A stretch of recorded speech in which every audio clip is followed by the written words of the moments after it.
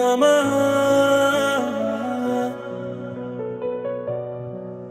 मेरी आमा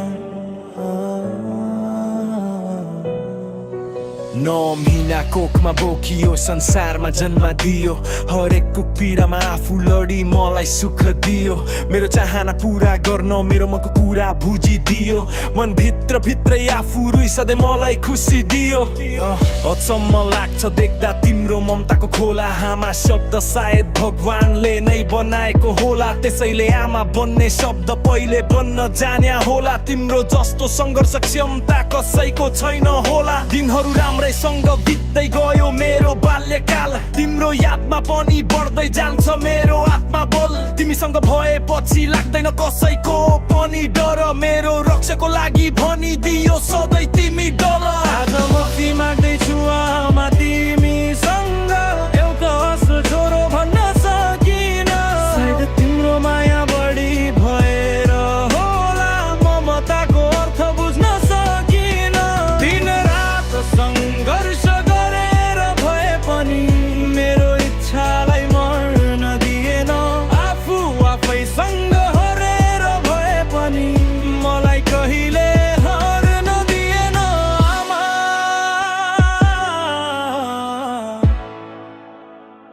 गर्छिन् मेरे भए भरे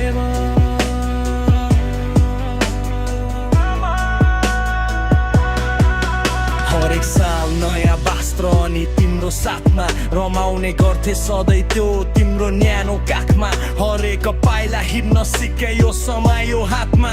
तिमीसँगै जोडेको छ मेरो अन्तरात्मा छोरा असल भन्छ आमाको आशा थियो त्यसैले सधैँ आमाले राम्रो कुरा मात्र सिकायो छोराको निम्ति हर नमानी सङ्घर्ष गरिदियो आमाको सपना साथमा राखी अघि बढ्दै थियो तर सधैँ असल छोरा म रहेन समयसँगै बदलियो खराब साथीको सङ्गतले कुलतमा डुब्दै गए म समाजको अगाडि खराब नामले चिन्न थाले म आमाको सपना छाडेर गलत बाटो हिँड्न थाले म आज माफी माग्दैछु आमा तिमीसँग एउटा असल छोरो भन्न सकिन सायद तिम्रो माया बढी भएर होला ममताको अर्थ बुझ्न सकिन दिन रात सङ्घर्ष गरेर भए पनि मेरो इच्छालाई मर्न दिएन आफू आफैसँग हरेर भए पनि मलाई कहिले हर्न दिएन आमा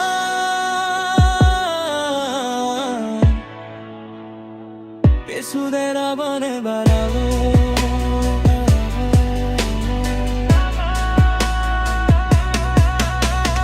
अब सबै कुरा सकियो बाँकी केही रहेन तिम्रो ममताको अर्थ मैले किन बुझ्न सकिन यस्तै नाना थरी कुराहरू खेल्छ मेरो दिमागमा माफी माग्छु तिमीसँग तर माफीको लायक छैन हे आमा माफ गर्नु मलाई पश्चातापमा माफी माग्दैछु सबै कुरा छाडेर म तिमी लागि फर्केर आउँदैछु मरेका ती सपनाहरूलाई पूर्ण जीवित बनाउँदैछु मेरो खराब साथी भाइको साथसँग त आजै छोड्दैछु म जिन्दगीलाई सत्यताको मार्गतर्फ लैजाँदैछु त्यसैले चाहन्छु म जिन्दगीमा आमा तिम्रो नै साथ सधैँ भरि रहिरहोस् आमा मलाई तिम्रो आशीर्वाद तिमीबाटै सिक्न पाएँ मैले जिन्दगीको ठुलो पाठ तिमी बाहेक छैन केही पनि मेरो जिन्दगीमा खास मर्न दिने छैन आमा अब म माथिको तिम्रो आशा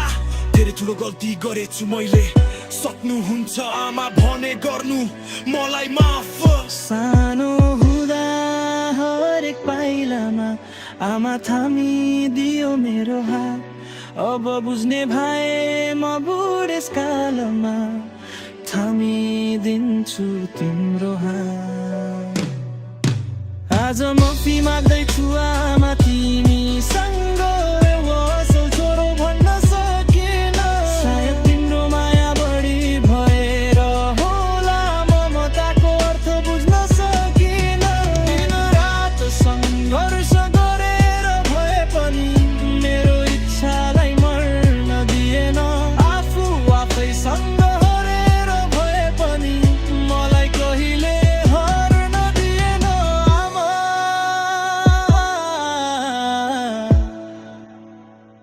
दर्शन गरे बढे भए पनि